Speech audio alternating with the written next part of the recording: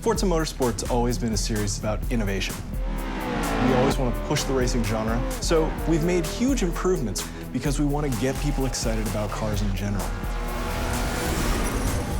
The Alps is the ultimate driving road because it's set in a beautiful location and the ribbon has been hand-tuned over months of testing to make sure that it's just the right balance of speed, challenge, fun, in a wide variety of cars for a wide variety of players.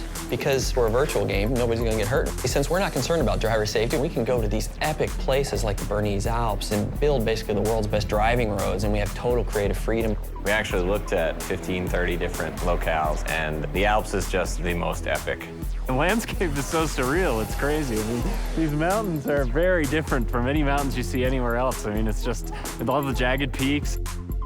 We are on part one of a trip that will take us through Switzerland and Italy as the guys from Turn 10 gather source material and basically inspired by the entire trip. What we're gonna do is find the most amazing areas we possibly can and photograph them to no end. We took a really long elevator ride after a train ride and a long walk and another train ride. Took a while to get up here, but oh my God, it's worth it. Did you guys see the background and everything? Yeah.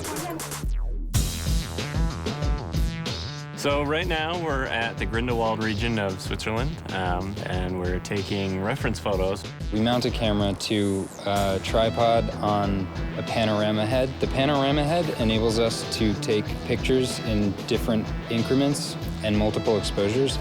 We stitch them all together and then we get an HDR. An HDR is high dynamic range image. Each frame that we do at a multiple exposure. So when you stitch it all together later, you can slide through all the different exposures. So you can go from a very dark scene with a little pinpoint where the sun is all the way up to a very exposed image. And that way it gives us the full range to play with when we go to make our sky domes later. We have a pretty long production cycle, so it'll probably be about a year of full production once we get home. So we bring back all of our reference, we start modeling rough landscapes that existed there so they're fairly accurate, but we're not bound to recreate it perfectly as it exists because there isn't a track there. But we want it to be believable. It needs to fit with the other real racetracks in the game. So we create a whole backstory about how the Bernese Alps came to be. It started off as a ski resort, and roads were built for workers in the wintertime, and then this rich entrepreneur bought it and tried to build a racetrack there, but got shut down. So by creating this rich backstory, everything is there for a reason. It's believable.